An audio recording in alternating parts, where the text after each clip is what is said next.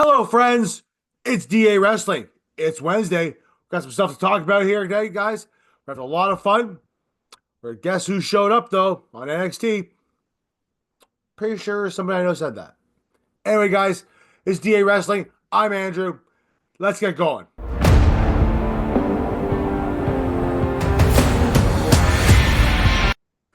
All right, on today's show, we got Ricky Starks shows up on NXT, right? There's been some big brass changes at the top of TNA, right? Shinsuke possibly having a match at Elimination Chamber. About bloody time. And we're going to go over the Vengeance card. See how we feel about how I feel about it. Who I think is going to win. I have some good ideas who's going to win. But we'll get more into that as we get along to it. Guys, if you're liking the content here, make sure you like, share, subscribe down below. But the little icon right now should pop up right here, or should have popped up already. Probably just been like this or blasted on. Who knows? Anyway, guys, if you like the content, like I said, make sure you like, share, subscribe down below. Follow us on Podbean as well as on Spotify here. Anyway, folks, and we thank you for all the support too. Anyway, let's get started. So, yesterday's show, I said it's a good chance that Ricky Starks is going to show up probably at NXT. Now, keep in mind, I never watched NXT until I was done the video. At all. Not even a smidgen. No idea what the hell happened. And I'm not lying to you. Swear to God. And guess who showed up? Ricky Starks. The guy right here. He showed up, and now he didn't say his name, but he mentioned that everyone knew who he was. They all started cheering, Ricky, Ricky, Ricky. Well, it didn't last long for him to be off the market, eh? Took him, let's see, got released, quietly released, then became announced on Monday. He apparently got released on the weekend, though. But it kind of got introduced, though, on Monday. Say, oh yeah, Ricky Starks has been released along with Malachi Black and Miro. And guess who shows up on NXT on Tuesday? Ricky Starks. On NXT. Look at that. Right? That was quick. I mean, we all knew it was a foregone conclusion he was going to go there. Right? Like I said, he's friends with Jade Cargill. He's really good friends with Cody Rhodes. That helped. And he's been backstage before at WWE events anyway. So it's not like he hasn't ever been around WWE in the first place. So it's great to see that he's there. I'm interested to see. Now, they didn't say his name. He didn't say what his name was. Everybody just said Ricky Starks. Right? He said, the revolution will be televised. Well, I'm here, aren't I? So, he also said he needs an absolute star for the best brand in wrestling. Now, like I said, his name, there's talk right now that they might change his name. Nobody knows what it is yet. They have filed for trademarks for some ridiculous names and all stuff. I don't think that'll be one of his. But chances are he may not be Ricky Starks in WWE. Which is fine. Doesn't need to be. I think it probably should just stay Ricky Starks. And personally, in my humble opinion on that, it should just stay Ricky Starks. Why? Because he's already known. It's like changing his name would make no sense for the most part. I mean, even if some other people they change the name to, we already know who they are. Right? Like for instance, if Malachi Black came back to WWE, right? Would you even bother calling him Aleister Black at this point? Considering he's been doing the Malachi Black thing for a number of years, for a few years now.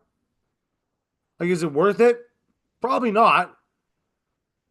But we'll wait to see what happens there. I mean, I think I'm looking forward to see what happens. They're going to probably put him in the main event picture in NXT for the get-go, right? It is floundering a little bit there. I mean, you do have Ethan Page doing other stuff right now, right?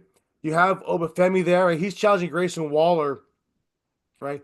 And Austin Theory at Vengeance Day. We'll talk about that when we get to that part. But in the main event, see there, Trick Williams is probably on its way out, right? So it's a good chance that we're going to have nobody in there to really challenge Obafemi on a regular basis. Ricky Starks is a good name to put in there, along with bringing in other people to do it, right? You could, even too, like last night, right, on NXT, right? Shawn Spears came out after the cage match, right, where the Dawn won, right, beating Rich Holland for the North American title.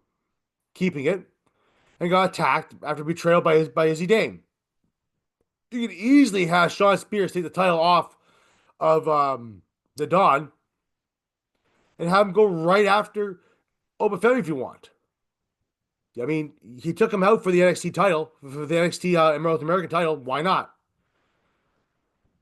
So chances are that's where Starks is going to go, which is not a bad thing. It's a good thing, right? He get more TV time in WWE. He'll be in the developmental brand, which will build up more. He'll get his skills more. Yes, he's a 15-year veteran, but WWE like to have you wrestle their kind of style, which is, I mean, from what I understand, not that much different from everybody else's. It's not as insane though, you know. But unless you're Kevin Owens, but it's a good place for him to be, right? He'll hone stuff down there. Eventually, when he's ready to get called up, he'll come up to the main roster and probably challenge Cody at some point. Nothing wrong with that. As long as he doesn't try to do the whole Rock stuff like he was doing in AEW, which, because let's be honest, that's exactly what he was pretty much doing, was the Rock stuff. We don't need to have that there. Let him build himself up. I know some people down in the comments are going to be saying, what do you mean he was doing the Rock stuff? It wasn't really the Rock. Yes, it was kind of more or less the Rock crap, but the whole flashy, cheap $30 shirts that they said was $500. All those things. So, why not? It's good for Ricky Starks. It's good for brand new start for him. Looking forward to see what he does in NXT. Really am, because I felt he was floundering in AEW. You haven't seen him in like a whole year. He wanted out of his contract for a while. So here we go. Let's see how Ricky Starks does in NXT now. Moving on, though. There's a big shakeup in the TNA world, but not in the actual performers part. More upper management. Now, according to PW Insider, Anthony Cicina, who's left TNA portion, now he's still staying with the main company, which is, I believe, what the is Anthem Sports. He's staying with Anthem Sports still because they like him. He's just no longer the president of the TNA portion. That now is going to a man named George Veros. Now, just a little bit of a credentials who he has here now. This guy, George Veros, he apparently has worked with ABC Sports, the CBS NFL Today. He worked apparently with the Cleveland Browns. He worked with NBC. So he has a good background in TV, which in hindsight is really, really good for TNA. Obviously, TNA now is shown here in Canada on a regular basis. The Impact on Thursday nights at 8 o'clock on TSN, right? This can help him might help him get a bigger TV deal as well somewhere else in the US or other places. So this is a very good opportunity for TNA, and I don't see it really being a bad thing at all. I really just don't. So, I mean, we'll see what happens here. But right now, I mean, we'll let things fall where they are. And we'll see where this all goes. I mean, from what I can only understand here, this guy's been with ABC Sports, CBS NFL Today, which are huge shows. I'm an NFL guy, so I watch stuff like that, right? He's worked the National Football League, the Cleveland Browns. He knows how to market stuff. He should know how to market stuff, get the TV deals, stuff like that. This is a good opportunity for TNA to get more mainstream appeal instead of being more internet wise and being mainstream back in on TV like this. We are back on TSN in Canada here. So, hey, this can only be good for them. But we'll see what happens as long as down the line. Obviously, they're not going to change a whole bunch of stuff anyway. Probably just let it be for what it is and just probably market it better. That's the only thing I can see happening here, folks. That's all I really see going on there with that. Nothing else. Moving on. Shinsuke Nakamura has been rumored to have a match at Elimination Chamber for the U.S. title. I'm happy about this. Gives us something to do. Obviously, that U.S. title has not been shown that much frequently in WWE compared to the IC title. It's like reverse stuff. Anybody notice that? Right? Like the U.S. women's title on SmackDown gets more showing than the U.S. men's title. Right? But on Raw, the men's IC title gets more showing than the women's IC title. Weird, eh? I understand there's only certain amount of hours program they have a week. But still, there's a reason why you have those titles. So But the question is, though, if he is going to be at Elimination Chamber in a match, not in the actual chamber, because that's reserved for other people. Because if Shin goes in there, you all know he's not winning at all. At least right now, it could be anybody except Logan Paul. So, who do you guys think will possibly be in there to face Shinsuke Nakamura for the U.S. title? I don't think it'd be LA Knight. I could see Andrade, possibly Carmelo Hayes. Let's see who else. Who would be a nice one? Who would be a nice one? Maybe Santos Escobar. Probably not Braun Strowman. Because obviously he is in that Elimination Chamber. He's in that Elimination Chamber qualifying match against Jacob Fatu. Oh, I know. I know it's heel versus heel, but Tama Tonga would be great as a U.S. champion. That wouldn't be a bad idea. But we'll have to wait and see and find out here what goes on with the Elimination Chamber there with Shinsuke Nakamura. Hopefully he does get a good match. Hopefully he does get a match there. Hopefully there's somebody viable there. Obviously, I can see the title holding on Shin for a while. But it'd be good to get somebody in there, showcase the U.S. title a little bit more than what they're doing now. Because let's be honest there, it's basically floundering and crapped out. Seriously. We'll find out more. Hopefully we find out more on SmackDown this week. Maybe even the SmackDown before Elimination Chamber. Who knows? Anyway, Saturday night after Valentine's Day, February 15th. Wow, I said September. That's not good. We have the Elimination Chamber. We have Vengeance Day coming up day after Valentine's Day. So after all the lovey-dovey's all done, said and done, the women can go out to do what they want to do, and the men will probably stay home and watch wrestling. Hopefully the wives will stay with them too and watch wrestling as well. I highly encourage it. It's a lot of fun. I know some people out there they think it's a giant soap opera. It is. It's all we have sometimes. The NFL's gone right now, folks. That's all we have. We have the hockey, but that's usually sometimes during the week too. So I'm just saying. We don't have a lot right now. Join the men with the wrestling. Besides, you might like it. On Vengeance Day, on Saturday, we have a bunch of matches we're going to go over right now. Who do I think's going to win? What are my predictions? Are we going to see title changes? No, I think so. But let's get to the matches anyway. We're going to have, if you can watch NXT, you'll see this nice saga that's been going on between Ethan Page and Javon Evans. Where Ethan Page basically broke his jaw. And he talks like this now. Lips are moving, tongue's moving, but the teeth ain't moving much. So, obviously, I'd like to see Ethan Page win this match here, but I have a feeling it's going to go to Javon Evans. So it's going to be Javon Evans. As much as I love to see Ethan Page win it, I think Ethan Page should keep on winning it, have him win this feud, then move on to bigger, better things. Like go back after the NXT title again. Right now, we're fine. But Javon Evans will probably win that match there. I don't see him not winning that match. Announced on last night, though, it was announced a strap match between Eddie Thorpe and Trick Williams. Now, I said it earlier in the video, too, that Trick Williams is probably on his way out. That is why I'm taking Eddie Thorpe to win. Right? Eddie Thorpe needs a lot more than Trick Williams. Trick Williams is probably going to be on his way up to the main roster. Probably take about a month or maybe 2 months off. Debut on the Raw after WrestleMania or the SmackDown after WrestleMania. So Trick Williams, to me, is probably done. It'll be his last match there. Maybe at least one of his last matches there. Eddie Thorpe should probably go over. So I'm taking Eddie Thorpe to win. Simple, easy, nothing too hard to think about there. Right? All right. Faxium. Also last night, they announced Faxium. That's Axiom and Ethan Frazier. For anybody who's trying to keep up.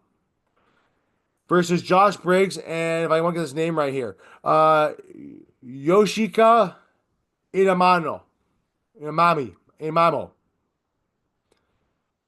Guy looks bloody sumo. Guy bloody looks sumo. He's not.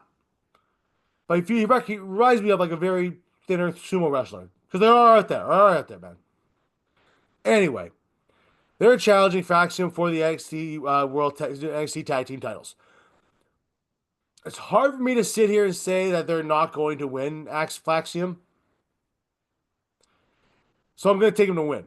I could be completely wrong here. Maybe they have their time of the titles is done, but they had a very good title rank so far. Beat the odds on a lot of occasions here, but they seem to be pushing a lot of this Briggs and Yoshi guy. So I'm going to say it's probably going to be Faction to win this one, dude, but I wouldn't be surprised if Briggs and Yoshi win. But I'm taking Faction. That's pretty much it on that one. No doubt in my mind. All right, you got the North American title going online, women's title, not the men's. That was just defended last night. My lady, Stephanie Vakir, mwah, versus Fallon Henley. Fallon Henley, mwah. It's Stephanie Vakir. There's no way she's not losing this. Fallon has done a good job of the title, but I think Fallon needs a little bit more things to do than stay with JC Jane and the other girl. I mean, they're all cute, don't get me wrong. I think JC Jane should be on her way up to the main roster at some point to do something else. Because she's been in NXT for a very long time now. So I think maybe it's time for her to move on. You know, maybe she betrays Fallon Henley, or maybe there's some kind of argument that happens after. Who knows? But Stephanie Vakir, in my mind, is going to win this match no matter what. Right? If you want to have Fallon Henley after that, turn on JC Jane because JC Jane loses her crap because she lost the title, fine. Right? Move JC Jane up as far as I'm concerned. Because I think it's time for her to move up anyway. Right? But Stephanie Vakir will be the will be the North American Women's Champion. She will win that title. She will hold that title for quite a while until they're ready to move her up to the main roster. At least in my opinion. Well, or at least till they're ready to give us the Julia versus Vakir match. And speaking of Julia now, also last night at NXT, they added it was a triple threat match between Bayley, Roxanne, and Julia. Now, since Cora Jade yesterday beat Bayley on NXT, Cora Jade is now in the match. It's now a fatal four-way match. Now, they used the term that Roxanne stuck her nose in the business when she came down dressed up as an old school Bayley, which Bayley loved, by the way. But there's no way you can add. You want to do Cora? Is this probably going to work towards Cora Jade versus Roxanne? To where Roxanne goes. Cora Jade stays down. Eventually challenges for the title herself again, solo on her own. But Julia's winning this match. There's no way Julia's losing it. She's winning the match. It's going to set up her probably versus Cora Jade later down the line. Or maybe even her and Bayley, depending on how long they want to keep Bayley in NXT. So as of right now, I'm taking Julia to win. I'm probably not wrong on this. And Julia will probably more likely win the title. Right? Sorry, hold on to the title for the next little while. Right? Until they're ready to do the Stephanie Vakir versus Julia match. At least that's in my opinion. Because I don't see anybody else taking that belt off of Julia unless it's Stephanie Vakir. Final match of the card, though. Three-way match, which is more or less 2-on-1 versus Oba Femi versus Grayson Waller and Austin Theory. If we do not see the Austin Theory, Grayson Waller ending here where they just split up completely, I will be sad. Very disappointed in WWE. Not happy with them at all. I mean, I'm not going to boycott anything, but I'm just saying, will not be happy. We're waiting for this for months now. It's been an ongoing thing. Get it done.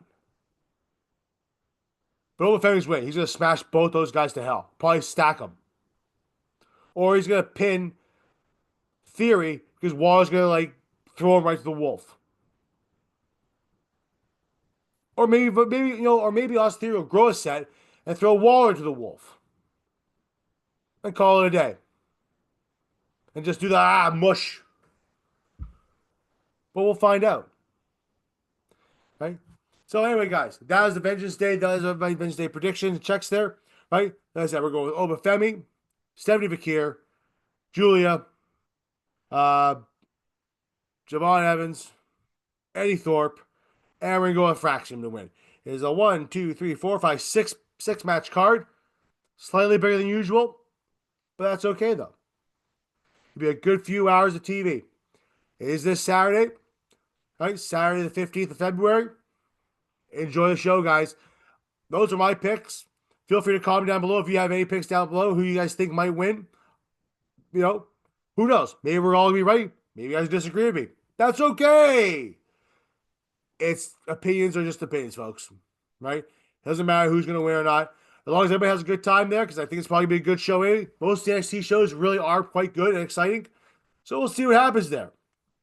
Anyway, guys, that's all I got for today. I'm Andrew. This is DA Wrestling. Make sure you follow us there on YouTube, Spotify, as well as Podbean. Okay? Follow us on there on X at AMP 1982 or DA's Wrestling or DA Sports Pod. Or follow D Lions at D Lions 1991. Right? So follow us on TikTok at DA Sports. Thanks, guys. See you later. This is a fun one. Have yourself a good one, guys. By the way, it's snowing like hell here in Ontario, Canada, there, guys. So be safe on the roads too. If you're not in Ontario, Canada, or somewhere else, hopefully it's not as snowy where you guys are. Later, guys. Be safe. Ooh. Be safe, folks.